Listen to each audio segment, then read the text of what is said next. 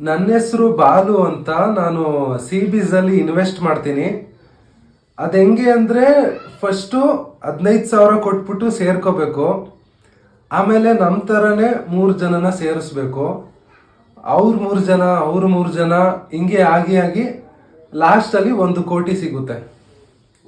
ನಾನು ಸೇರ್ಕೊಂಡಾಗ ನನಗೆ ಸೇರ್ಸೋಕ್ಕೆ ಯಾರೂ ಸಿಗಲಿಲ್ಲ. ಅದಕ್ಕೆ ನಾನು ರೋಡಲ್ಲಿ ಓಡಾಡೋರಿಗೆಲ್ಲ ಕೇಳಿದೆ, ಪಾಂಪ್ಲೆಟ್ ಎಲ್ಲ ಹಂಚಿದೆ. ಆವಾಗಲೂ ಯಾರೂ ಸಿಗಲಿಲ್ಲ.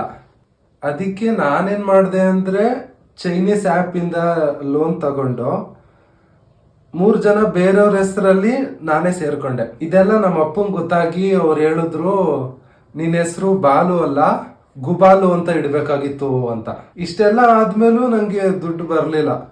ಅವಾಗ ನಮ್ಮ ಲೀಡರ್ನ ಕೇಳಿದ್ದಕ್ಕೆ ಅವ್ರು ಹೇಳಿದ್ರು, ನೀನು ಸೂಟ್ ತಗೋಬೇಕು, ಕಾರ್ ತಗೋಬೇಕು, ಇದೆಲ್ಲ CBs ಇಂದ ಬಂತು ಅಂತ ಹೇಳಬೇಕು, ಅವಾಗ ದುಡ್ಡು ಬರುತ್ತೆ ಅಂತ ಹೇಳಿದ್ರು. ನಾನು ಮತ್ತೆ ಪರ್ಸನಲ್ ಲೋನ್ ತಗೊಂಡು ಒಂದು ಕಾರ್ ತಗೊಂಡೆ.